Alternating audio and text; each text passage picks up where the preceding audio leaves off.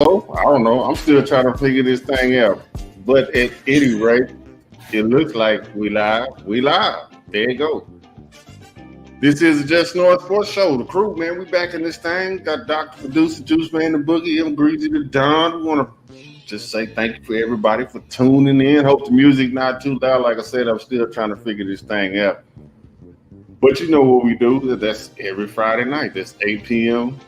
Anchor, FM, Spotify, Google, and Apple Podcasts, wherever you get your podcasts, all that good jazz. Man, y'all, what y'all think of that NBA All Star Weekend, man? Was it trash? Did you watch the game at all? Or? It was exciting. About time. It was exciting, man. Little slam dunk contest. My boy, Dame Dollar went on. You know, it was Dame time. He did what he had to do. It was cool though. It was cool. My first time enjoying it, like I said, in a long time. It's been mediocre forever. So, come now. See, I mean, now come on, say it. Man, can we get into the show for 5 seconds, brother? We can't even get into the show 2 minutes and said already in there talking about it was trash. The dunk contest was good, but he didn't like the game though. What up, Sid? Appreciate the love, homeboy. What's good with you, man? But we appreciate you. Oh yeah, we definitely appreciate Cedric, one of the milestone followers, man. He came through in the very beginning, man, and showed us some major love, man. Nice seeing him pop up in there.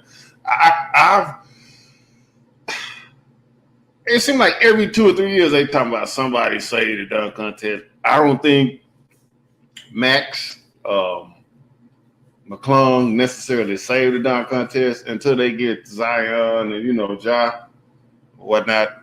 Those guys to compete on a regular basis. It's just gonna be what it is. There's no incentive. Like I know everybody want to see LeBron getting the dunk contest or wanted to see him getting the dunk contest, but let me bring up a good point. LeBron's staying in his lane. Like he has a lot to lose because players are more about their brand now than anything else. But number two, he's a in-game dunker. I don't think his strength is necessarily a dunk contest, so to say. And your boys, for all you Jordan fans, you Jordashians, as I like to call it, he got in the 3-point contest, and I think he only had 5 points, which is the lowest 3-point field goals ever made in an All-Star game. So stay in your lane. And until they put $5-6 million out, like a Money in the Bank WWE type of thing, and say, let's go get it. When you leaving with this bag, then it's just going to be what it is.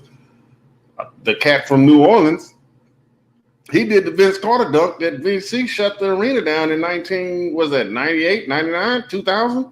Mm-hmm. He did that same dunk and he barely got a 47. So that's just the evolution of the athlete. And 2000?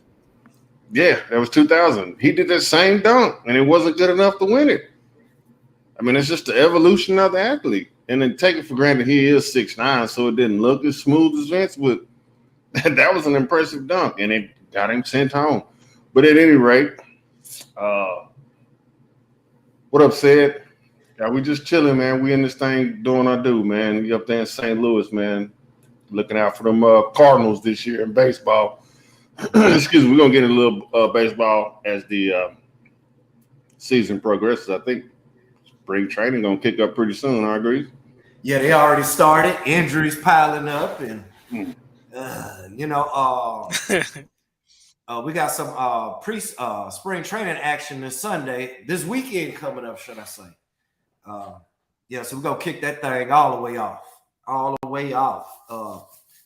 Loving when the boys of summer are out there doing their thing, competing. That's one thing about baseball. It's not how you start, but how you finish. Every year is always some team that catch that fire after that All-Star break every year.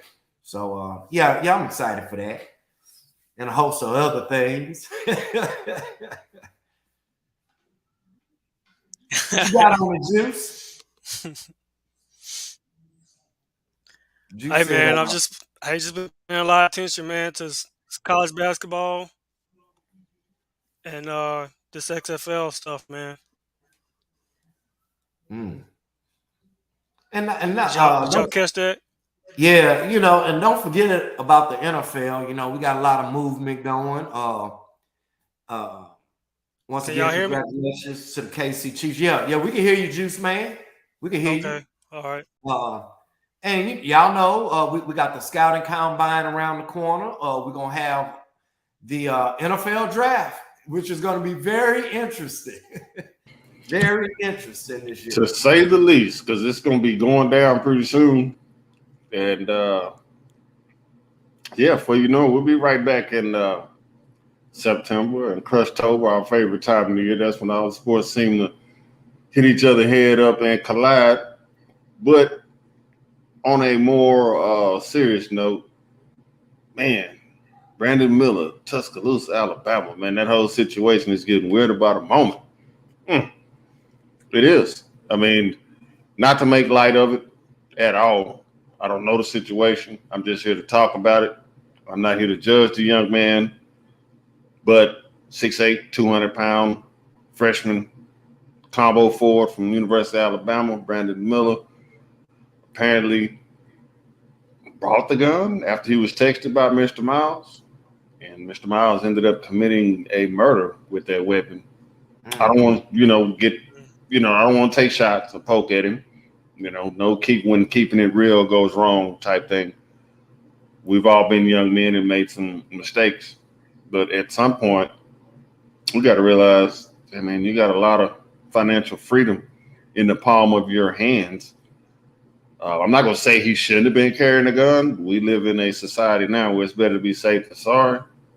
And from all reports, he's cooperating. I don't think he had anything to do with it. It's just an unfortunate situation. You would just hope in situations like that, secure the bag and use better judgment, use some prudence, and use some wisdom. And that's all I got on that. Many of you know how the podcast game goes. This audio won't be available till Friday night. This story dropped yesterday.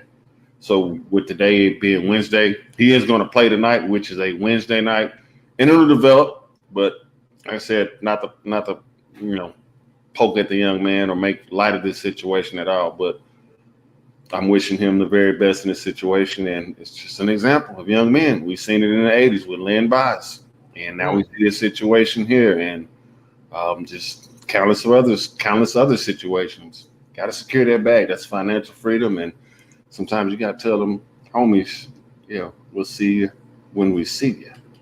And we forgot to touch on the Michigan State thing. Condolences to all the families out there in Michigan State. We got to get this gun thing under control. I just want to let the people know there are better ways of handling things.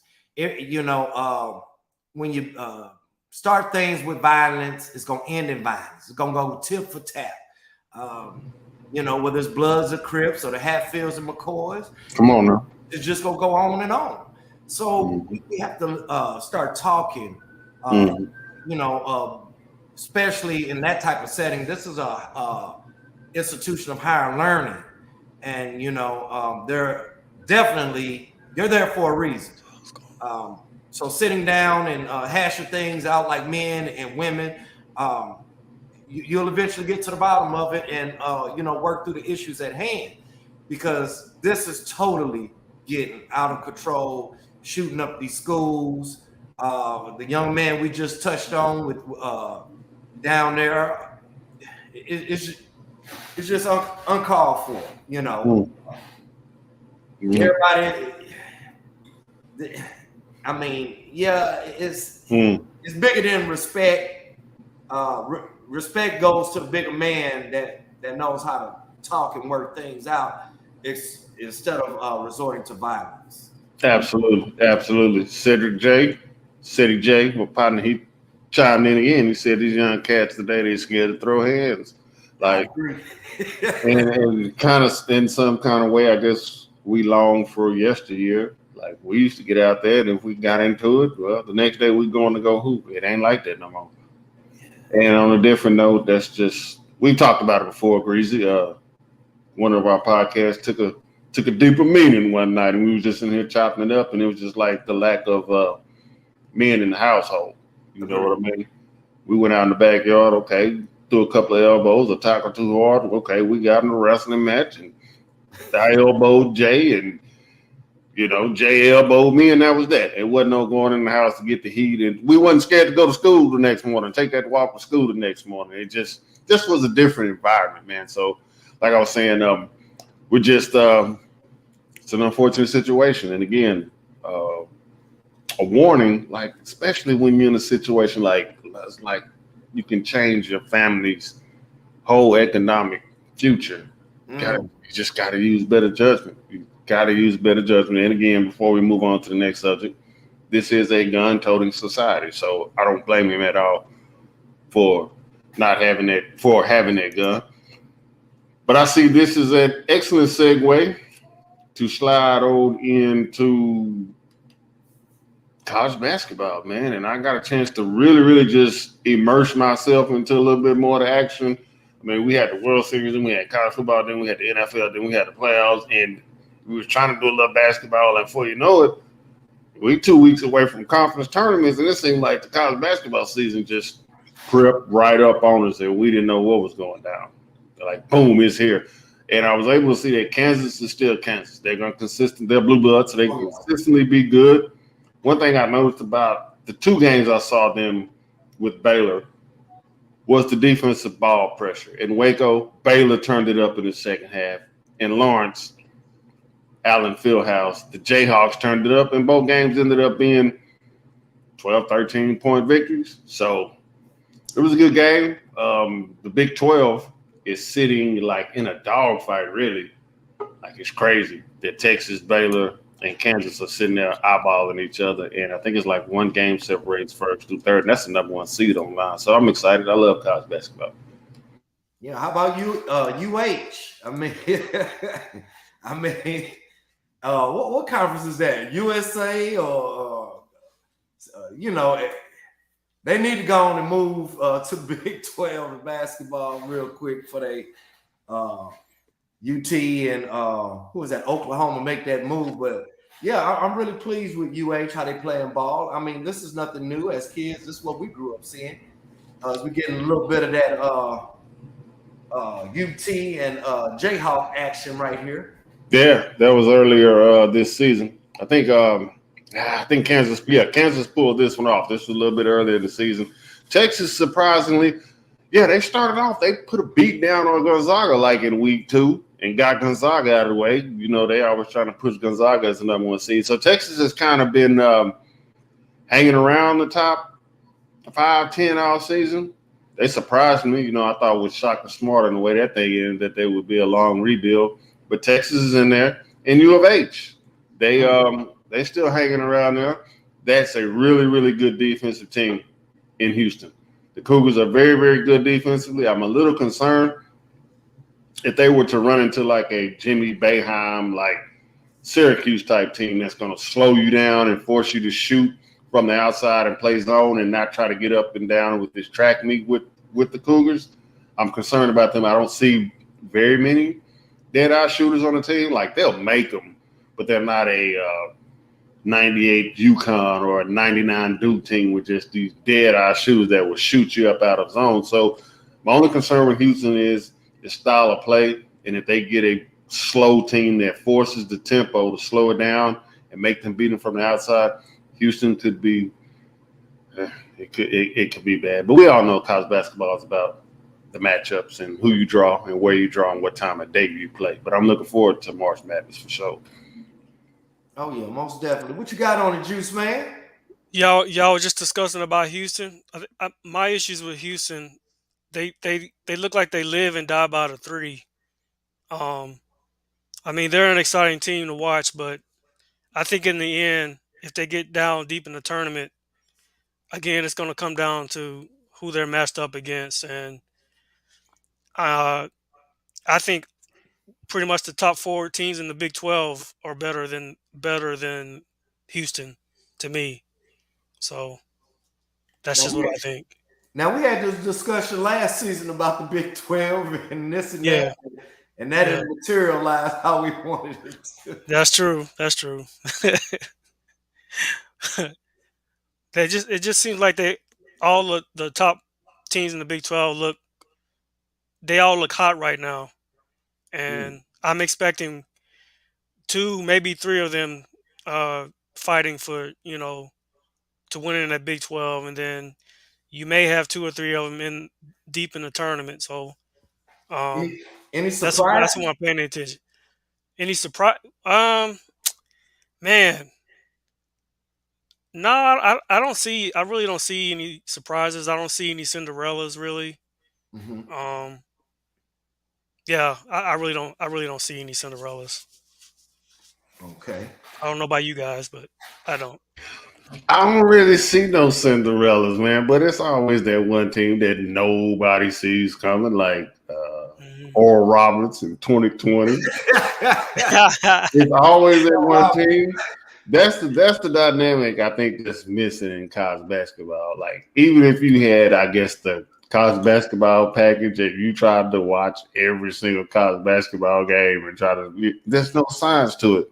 That's why the old lady that doesn't watch college basketball at all always wins the office bracket tournament. That's the lady. Uh, Yeah. is she a Gonzaga fan? She like, or did she pass? I don't want to wish that on nobody. I Was she think, like an old lady? yeah, God, the name of the school, they're in Chicago. I cannot think of the name. Sister Mary, they call her. And they're out of Chicago, not Is it St. Mary. Loyola? No. I can't think of their name right now, but you got me thinking. You definitely got me thinking. Um, they made a run 2020 as well. I think they got to the Sweet 16. But yeah, they're always in there. They play at some mid major, and they always end up busting somebody down. Exactly. They said none this year. But I hope. I would like to see. Well, now, yeah, you can't really say it's going to be a Cinderella, but Duke ain't in it. Well, Duke is not really, No. Duke, North Duke, Carolina, North and North Carolina. Carolina. They're both bad. Kentucky's bad. Like Yup. last week on the show, they was like Kentucky is a loss away from not even making the tournament, and that's unbelievable. You can't imagine that. When the If Right. last time that you, happened? yeah, when was the last time Duke, North Carolina, Kentucky just was like 8, 9, 10, 12 seeds? Like that's just.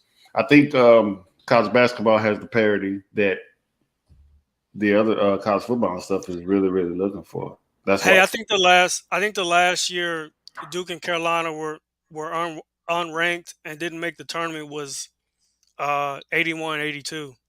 So that was like right before MJ and James Worthy won their title. Who Like won in right the year before '82? the Indiana. year the year before that. The Yeah. Indiana. Who won in '82? Indiana or somebody like that? That's a good question. Nah, 82. That was the year Jordan hit the shot. Yeah, but I'm saying the year before that, Oh, it was. they weren't ranked and they didn't make the tournament. That was Indiana. Yeah, Indiana won in Yeah, 81. Oh, okay. yeah. Yeah, that Okay. was Isaiah Thomas and Bobby Knight. Then Jordan won. Then Hmm. uh, Jim Valvano. They beat Uh, Hakeem, Clyde, Benny Anders, and yeah, Five. U of H. Yeah, U of Yeah, H. that was Five U Slamma of H. Jamma. That was Yeah, '83. Fly. That- Was Five it Slam Jammer. That was yeah. That was 83. 83. That was 80, 83. Yeah. 84, it was Georgetown. 80? And 85, Was Villanova refused to Villanova. shoot. Yeah, refused to Yeah. shoot the ball, and they ended up Yeah. beating Georgetown. It was like it's Yeah. ridiculous. It was like 41 to like 47, and they just took Yeah. Loyola Chicago. That's it. That's it. It's Loyola Chicago. I said Loyola, but I was Yeah, like, yeah. yeah. Loyola Chicago. Yep, they got this. Cleveland Cavalier look going on with the champagne and orange. And it seemed like, yeah, they're not on TV. They're not gonna push them on. You're not gonna catch them Wednesday night at prime time. But they play at like weird hours, like 11 o'clock at night or 4:30 in the afternoon, and you just not getting home, so you don't watch them. And next thing you know, they busting your bracket up. So college basketball is here, and yeah, man, I named this show the Rubber Match because when I think of what's going on in the Big 12 with Kansas, Baylor, and Texas all being like 24-4, basically, each one of them has beat each other once, and they still got a couple of games to try to figure this thing out. I remember the Big 12 tournament is coming around. And I call it the rubber match because I think of '98, Duke was loaded, North Carolina was loaded. They beat each other on each other's home court. And then they settled it in the ACC tournament. North Carolina beat them. Then you got the Fab Five. They had 3 battles with Jimmy Jackson and Chris Gent and that version of the Ohio State Buckeyes. They ended up meeting in the '92, I think, Southeast Regional Final. Michigan beat them.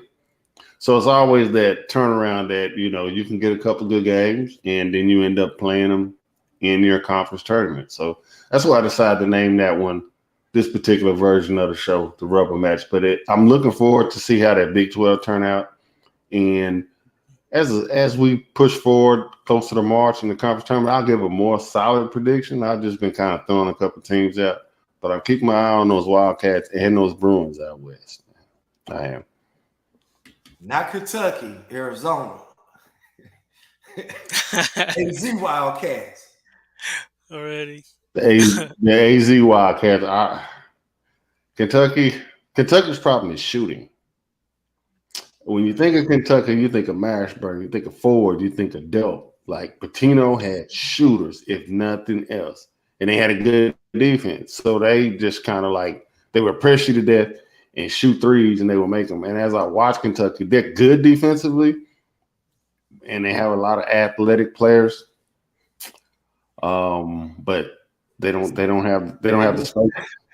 I'm gonna respond to say it. Okay. Yeah, I dig it with Kentucky, but your Wildcats ain't as bad as my Tigers. Okay. God, no. Calipari's been there for a minute, man. I mean, do you think his voice is getting stale, or do you think coaching has anything to do with how bad they are, or is it just that everybody else has caught up with them? Well, you know what? I don't even think everybody has caught up with him, Juice. I think it's such him with the turnover on the talent, the one and done stuff. Mm-hmm. You're not gonna hit the lottery every time, Coach. You know, I think that's what it is. He keep depending on that system, and eventually it's gonna give way. Right. I get it. You know, these kids come from the inner city. They're making a way for their family, and this is a way out. But at least encourage the education part of it also. It's a win-win for both sides. At least get the kid to stay for 2 years, get some continuity out there. Right. Or just turning it over. I watched a special on him, and it was like, and I'm just shaking my head about looking at all the one and dones he had. I'm like, all good things must come to an end. You say that a lot. Hey, yeah, it's like your motto. That's why they on Struggle Street. Right. Unfortunately for Wildcats fans, that might be true. And Juice said something that struck a chord. Maybe the message is getting stale. Maybe it's time. Everything runs its course. Even Brady and Belichick ran its course. The A's, 89, 88 A's, the Oakland team with Henderson, McGuire, Canseco, Stewart in the bullpen. Everything has an end. The Yankees, the Bulls, the Warriors, all these, everything comes to an end. And I think what's hurting Coach Cal right now is that the dynamic of college basketball has changed. And even with the NIL that is set to benefit some of the college players, Kentucky is known as a one and done factory. If you go to Kentucky, you're not really interested in coming back. But nonetheless, we're going to see what they do. That's why they play the games in March, and we're going to see what they do. I wouldn't say I would be surprised if one of those blue bloods that we're talking down on makes a run and end up in the Sweet 16 or Elite 8. Now, if you win your conference, if you win the conference tournament, don't you get in? If you win the conference tournament, you are automatically in. Yes, sir. Yeah. Yes, sir. Yes, sir. If you win the conference tournament, you are already in. But that's a wrap on that segment. And we're going to slide on over to some spring football type of thing. They're trying to get our interest. I did check out a little bit of the XFL. and it was some pretty good games. I can't front. It was some pretty good games. I'm waiting to see just a little bit more, I guess. Whatever, just It'll do. It'll do. I can't even front. It'll do, fellas. It'll do. It really will. It'll do. I mean, it's just a little something. I think it's hard because a lot of these guys we don't remember or didn't know of in college. And when you watch the NFL product, you have all these big names involved. Anybody that gets a big name in the XFL or USFL, they're going to the NFL. So I think that's what is missing. The star power. Now, back in the 80s with the USFL, you had star power. You had people like Herschel Walker, Reggie White, Anthony Carter. I mean, just a slew of names going over there. And, now it's like, like Sid says, AJ McCarron. I mean, we forgot all about that dude. I mean, it's just I was just gonna say, I was looking up, I guess notable names and players that are in XFL, and another guy y'all may remember, Josh Gordon, who was supposed to be just stud receiver out of Baylor. I mean, he had Hall of Fame talent, man, and just couldn't stay off the marijuana. And was that the played one with that played for Cleveland? He got drafted by Cleveland in 2012. A knucklehead. Just couldn't stay off it, man. And we see where he is now. Yeah. Cedric Jones says weed head. Oh, I gotta know when to put weed down. I saw a stat today. It said Paxton Lynch is the only quarterback in American history to get benched in the NFL, XFL, USFL, and CFL. Oh man. Paxton Lynch. Drafted by the Broncos. See what I'm saying? Yeah. John Elway having a hard time out there trying to put something together. But yeah, I saw it. Sign to go and hang the cleats up. Is that the official sign? You got benched in all three. Is it time to hang them up, or does he try to CFL? I think it's time to hang it up. Like 2012, 13, that was 10 years ago. And we talk about it all the time. You can't miss that time in the NFL and things. Like, he'll get a shot because of the name and what they could see, maybe a couple of catches, but his days of collecting, he won't see another 500-yard, even 5 touchdown season. And it's sad to see that talent just go to waste. Yeah, I don't buy that. I was checking it out, though. I'm still leaning a little bit more towards the USFL. I was looking at some of the XFL's numbers, and they kind of fell off a little bit as far as ratings and views. I think most people still having a little Super Bowl hangover, and NFL Network doing their thing as far as running all the classic playoff games and stuff like that. They still running that. I'm still more of a USFL type guy, man. I can't even front. The XFL is a nice product. I just like the Birmingham and the Houston Gamblers. I remember, like you said, Jim Kelly and Steve Young battling out on Friday nights on ESPN. I remember that, going down to my grandma's house, watching it with my uncle. Herschel Walker, Ricky Sanders, Reggie White, and just a slew of talent there, man. So I'm really hoping what happens is both leagues kind of develop and gain some steam. Because as you can see, just as we go through some of the highlights, and if you're able to catch, maybe an hour and a half, maybe 2 hours of the games, it's not a bad product. There's some marketing that needs to be done, but it's kind of like you're watching a SEC game every week. Like, it's not a Michigan versus Illinois, where Michigan is clearly superior to Illinois, but they got to put it on the Big Ten Network Saturday at 11 o'clock. What you're seeing is probably like top talent SEC teams going at it every week, which makes for competitive games. And you add in some funky rules and some weird looking uniforms and some off colors, and they'll be all right. Just don't try to expand too soon. We don't want to have another Donald Trump situation. That's just my thought on spring football. He's known for ruining things. Just known. We already know for sure that both the XFL and USFL, they're going to be competing like with each other as far as popularity.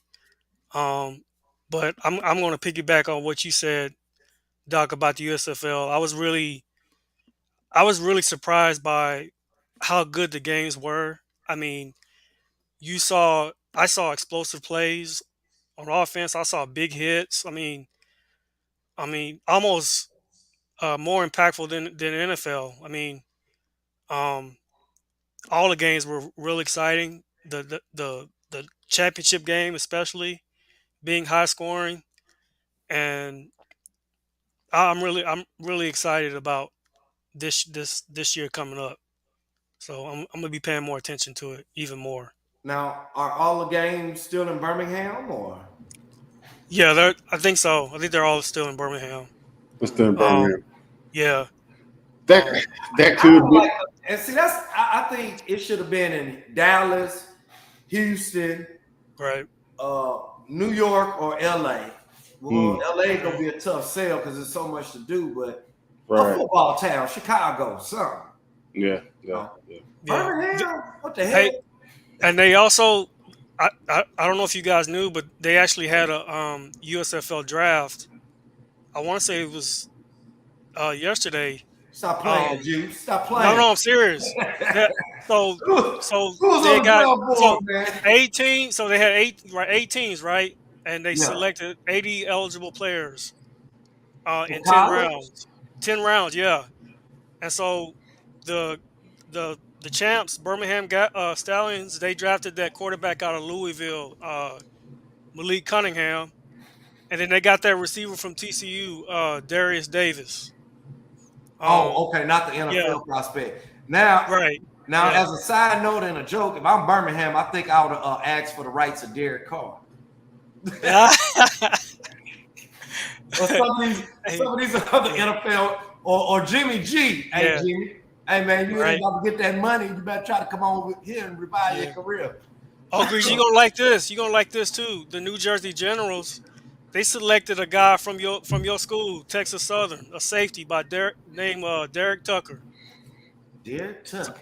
yeah. So I hope the young keep, man makes it keep to an eye on him. the Yeah. Our boy said he's out, man. He got some things on deck and said it's been a pleasure. We appreciate the love, said. Slide on through sometime, man. We still gonna have to get you on this thing one day, man. I ain't forgot about you, but we appreciate you, bro. Appreciate all the love, man. For real, for real. It's all love, baby. Yeah, man. Yeah, man.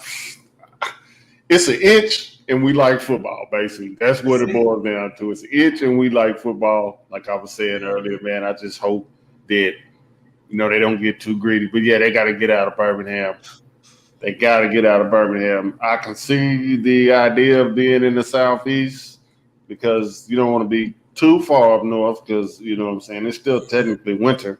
So you don't want to be starting whatever football in March, too far east or too far up north because you can get hit with some blizzard stuff.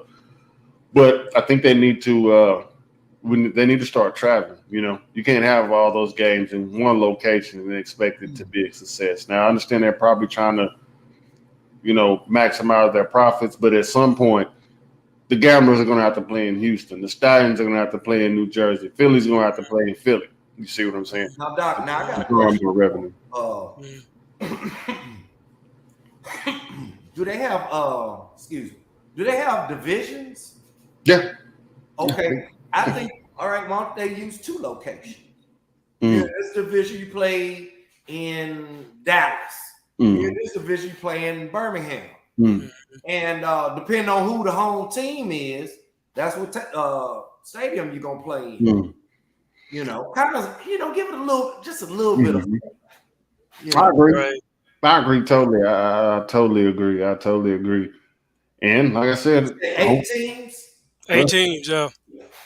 hopefully, give it about 2 or 3 years, and we'll still be doing, podcasting and stuff. We'll have some good, football going on all year round that can take us straight into the NBA Finals, wrap up their championship as the NBA Finals is wrapping up, and then boom, August is here. We in training camp. That would be the American dream Americana as far as sports, like for real, all year football, NBA Finals, and boom, the NFL is back. Like preseason is like can't beat that. Now if you're a sports No. fan, you really couldn't beat that. But I'll watch and I'll check it out.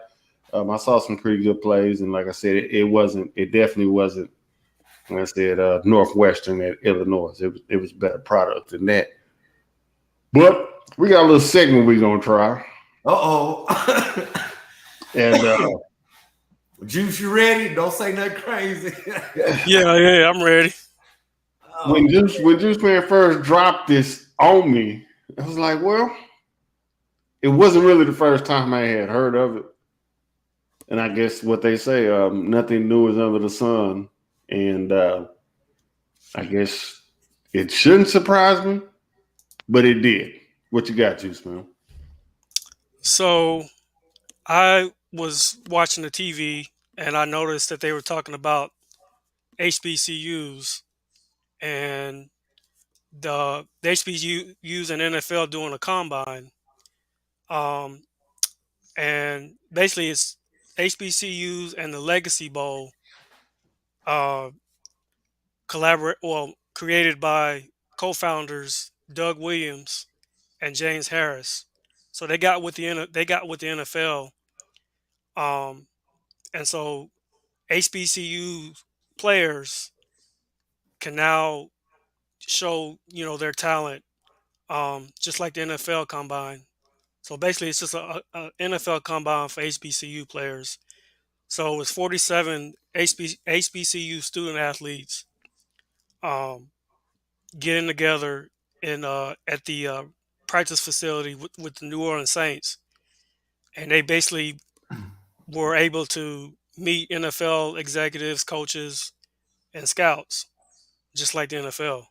Mm. And um, so I just thought that was very interesting because we've had conversations about HBCUs and them being recognized, and um, I think what Doug Williams and James Harris are doing, I think that there needs to be more light shed on that. Mm. Deion Sanders was getting all the headlines, but this was actually done last year at the in Mobile, Alabama, at the Reese Senior Bowl, but nobody was talking about it. Um, so now that they're doing this a second year in a row, I think people should be paying attention, and I think um, this is something that's positive as far as the HBCU players are concerned. This is Hmm, an avenue for them to show that they can play in the NFL just like the players in the Power Five can. hmm, So that's what I got. Yeah, that's pretty good. That's pretty good. Um, I think they should have their own junior senior bowl. Um, Unless that's what this is, this legacy bowl. Uh, Hmm. but I definitely think they should have their own. Just like I think instead of like the SWAC, whoever wins the SWAC, uh, now you gotta do this playing game and out there in Metairie. Okay, I know. Hmm. Yeah, that's right outside New Orleans. They got to do this playing game. Then you automatically, if you win the playing game, you're gonna get this powerhouse Kentucky, whoever. It's time to step out and do our own thing. That's all I'm saying. Hmm. All these bright minds in the world, it's got to be some kind of way can come together collectively to get some TV deals and string some things together, man. And it's time to. We've been spinning our wheels, spending our money over there. It's time to bring the money back and showcase our talent at our schools and whatnot. It's just time. And I'm real proud of these guys for putting this together. Because sometimes some of these cats don't even get invited to the combine. And, you know, so maybe with this being said, maybe that'll also free up some spots for some cats at the D1 level, you know, the smaller white schools, to attend the combine, because now a lot of cats that are at HBCUs won't be tying all that up. So since we got our own thing, that open up a little bit more space for them. You know, give everybody a fair shot. Those deserve it, you know. Definitely understand that. I see where you're coming from. I was saying, if you remember the Steelers from the 70s, they definitely hit the HBCUs heavy. So it was no stranger that they was out there, and then that kind of like opened up the floodgates, so to say, to what was happening with the HBCUs getting a lot of talented players drafted from out there. As far as, you know, this being a movement, I hope so. I definitely hope so. I mean, maybe not as many as the SEC, like Alabama or LSU, but there's definitely some talent to be found. It just needs to be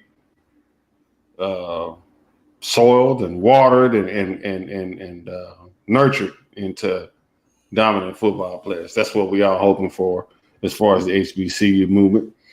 But that is a wrap.